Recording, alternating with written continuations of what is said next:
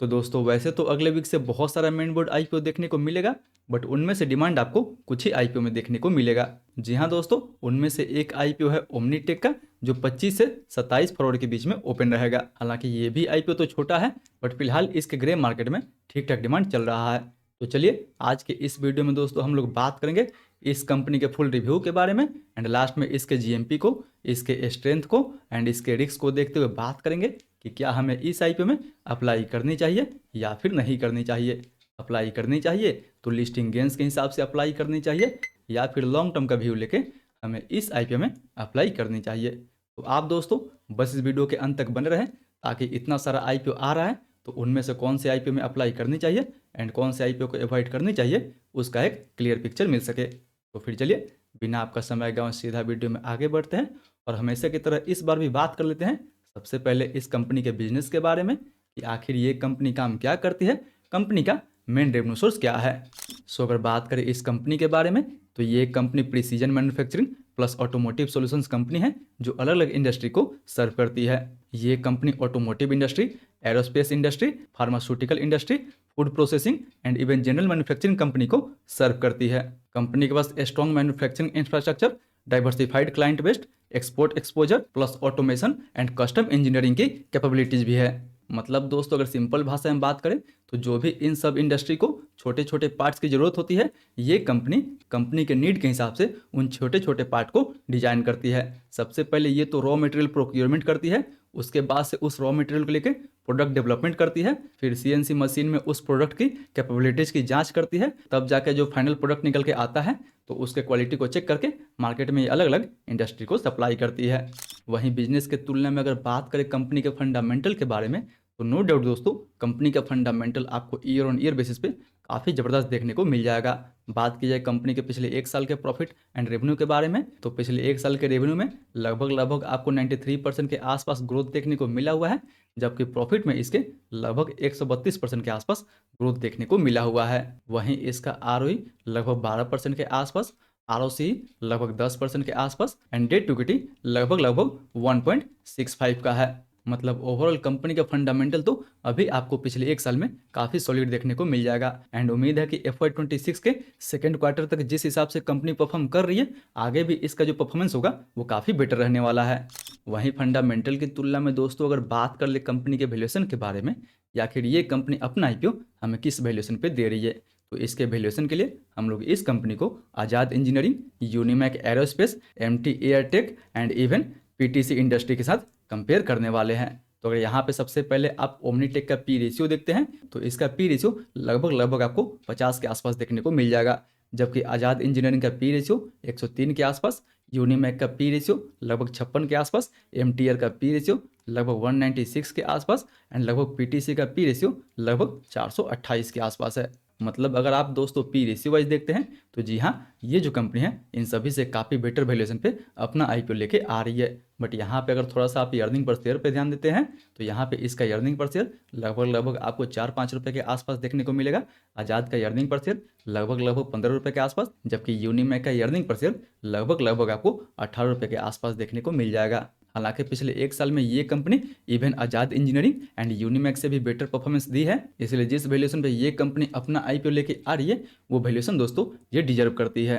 यानी अगर ओवरऑल बोले तो जी हाँ, ये कंपनी जिस भी वैल्यूएशन पे अपना आईपीओ लेके आ रही है वो वैल्यूएशन काफ़ी रीजनेबल है। हालांकि 5 रुपये के अर्निंग पे थोड़ा सा वैल्यूएशन और सस्ता होता तो ठीक रहता, बट चलिए ये कंपनी अपना आईपीओ इस वैल्यूएशन पे लेके आ रही है तो ठीक ठाक ही है।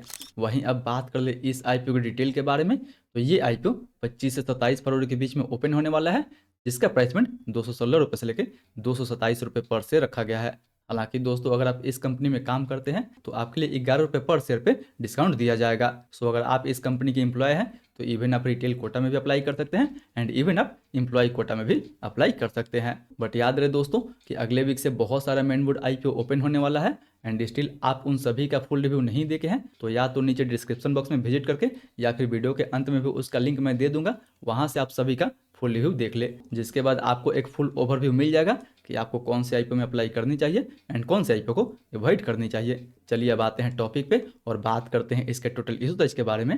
तो इसका टोटल इशू साइज 583 करोड़ का होने वाला है, जिसमें से 418 करोड़ के आसपास फ्रेश इशू होगा एंड 165 करोड़ के आसपास ऑफर फॉर सेल रहने वाला है। ये काफ़ी अच्छी बात है इस कंपनी के लिए कि मैक्सिमम जो पैसा है वो कंपनी के पास जाने वाला है एंड थोड़ा सा जो पैसा है वो कंपनी के प्रमोटर के पास जाने वाला है। जो भी फ्रेश इशू ये कंपनी रेज करेगी उनमें से कुछ पैसा कंपनी अपने डेट को रिपेमेंट करने के लिए यूज करेगी एंड कुछ पैसा कंपनी नए प्रोजेक्ट को सेटअप करने के लिए एक्सपेंड करेगी। वहीं ₹5 के फेस वैल्यू पे मिनिमम हम इसमें एक लॉट अप्लाई कर सकते हैं। एक लॉट में हमें 66 शेयर मिलेगा, जिसके लिए हमें ₹14,982 तक इन्वेस्ट करना होगा। बात करें दोस्तों इस आईपीओ में कोटा के बारे में, तो जी हाँ, रिटेल के लिए इस आईपीओ में 35% के आसपास कोटा दिया गया है। आईपीओ का टोटल इशू लगभग 583 करोड़ के आसपास होने वाला है, जिसमें से लगभग 200 करोड़ का जो फंड होगा वो केवल और केवल रिटेल के लिए रिजर्व रखा जाएगा। सो फाइनली दोस्तों, इन सारे फैक्टर को देखते हुए अगर बात करें कि क्या हमें इस आईपीओ में अप्लाई करनी चाहिए या फिर नहीं करनी चाहिए, तो अगर सबसे पहले बात करें लिस्टिंग गेंस के हिसाब से, तो फिलहाल अभी इसके ग्रे मार्केट में वही लगभग 7 से 8% के आसपास डिमांड बना हुआ है। हालांकि देखा जाए तो अभी इतना सारा आईपीओ आ रहा है, उनमें से बहुत कम ही आईपीओ है जिसके ग्रे मार्केट में लगभग आपको 7 से 8% के आसपास डिमांड देखने को मिलेगा। एंड ये दोस्तों उन आईपीओ में से काफ़ी बेटर आईपीओ है जिसका ग्रे मार्केट में अभी लगभग ठीक ठाक डिमांड चल रहा है। हालांकि देखा जाए तो 7 से 8% के ग्रे मार्केट पे तो हमें बिल्कुल विश्वास नहीं करनी चाहिए। इसलिए अगर आपको लिस्टिंग गेंस के लिए अप्लाई ही करना है तो मे भी इसके ग्रे मार्केट में लगभग डिमांड 15% से ऊपर जाए तो ही हमें इस आईपीओ में लिस्टिंग गेंस के लिए अप्लाई करनी चाहिए।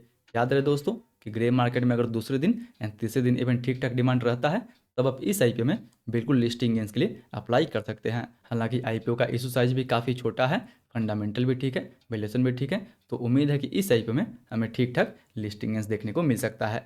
जबकि वहीं बात करें कि क्या इस आईपीओ में हम लॉन्ग टर्म के लिए अप्लाई कर सकते हैं या फिर नहीं कर सकते हैं। सो जी हाँ दोस्तों, ये जो आईपीओ है वो मीडियम टू लॉन्ग टर्म के लिए ठीक ठाक रह सकता है, क्योंकि देखा जाए तो वैसे तो कंपनी का फंडामेंटल प्लस वैल्यूएशन भी आपको सही देखने को मिलेगा एंड ये कंपनी जिस इंडस्ट्री से बिलोंग करती है उस इंडस्ट्री में आपको काफ़ी एंट्री बैरियर देखने को मिलेगा। ये कंपनी अपने प्रोडक्ट को एरोस्पेस जैसे इंडस्ट्री को सप्लाई करती है जहाँ पे क्वालिटी कंट्रोल जो है वो काफ़ी मायने रखता है। वहीं इसके अलावा आपको कंपनी के पास लगभग 1765 करोड़ का ऑर्डर बुक भी देखने को मिल जाएगा, जो कि रिसेंटली 6 मंथ में ही काफ़ी ज़्यादा ग्रो हुआ है।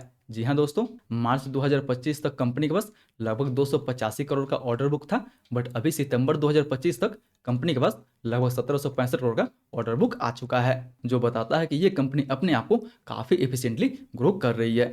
बट देखा है दोस्तों तो कंपनी के ऊपर थोड़ा सा डेट आपको ज़्यादा देखने को मिलेगा, जिसका सीधा इम्पैक्ट कंपनी के फंडामेंटल पे देखने को मिल सकता है। वहीं अभी ये कंपनी फंडामेंटल वाइज तो ठीक है, बट पास्ट में इसके फाइनेंशियल में हमें काफ़ी उतार चढ़ाव देखने को मिला हुआ था। FY23 के मुकाबले FY24 में कंपनी का प्रॉफिट लगभग 43% के आसपास डाउन आ गया था। बट हालांकि ये छोटा मोटा रिस्क तो हर कंपनी के साथ बना रहता है, बट अगर ओवरऑल मिला जुला के देखा जाए तो जी हाँ दोस्तों, कंपनी का फंडामेंटल भी काफ़ी अच्छा है, कंपनी का एक्सपोर्ट एक्सपोजर भी काफ़ी बेटर है। कंपनी जो 75% के आसपास रेवेन्यू है वो आपको एक्सपोर्ट से देखने को मिल जाएगा, यानी ग्लोबल मार्केट में कंपनी के पास काफ़ी बड़े बड़े क्लाइंट हैं। इसलिए ये जो आईपीओ है वो मीडियम टू लॉन्ग टर्म के लिए बेटर रहने वाला है। बट हालांकि दोस्तों, अगर आप इस आईपीओ में केवल लिस्टिंग गेंस के लिए अप्लाई करना चाहते हैं तो ग्रे मार्केट में अगर इसका डिमांड 15% से ऊपर हो तो बिल्कुल आप इस आईपीओ में लिस्टिंग गेंस के लिए अप्लाई कर सकते हैं। बट याद रहे कि जीएमपी एक केवल टेंटेटिव गेन होता है, जो मार्केट को देखते हुए कभी भी ऊपर नीचे हो सकता है। इसलिए जो भी डिसीजन ले अपना रिस्क एंड अपना रिस्क लगाने के बाद ही ले। आई होप दोस्तों वीडियो आपको काफ़ी इन्फॉर्मेटिव लगा होगा। अगर वीडियो अच्छा लगे तो वीडियो को लाइक करें, चैनल को सब्सक्राइब करें एंड जो भी आपका सवाल है मेक श्योर के नीचे हमें कमेंट करके ज़रूर पूछे। एंड हाँ, हमने 3 आईपीओ कंपेरिजन वाले वीडियो ऑलरेडी बना चुके हैं, तो आपने अगर उस कंपेरिजन वाले वीडियो को नहीं देखे हैं तो इस वीडियो पर टैप करके तीनों कंपेरिजन वाले वीडियो को देख सकते हैं एंड इसका भी कंपेरिजन दोस्तों आपको जल्दी देखने को मिल जाएगा।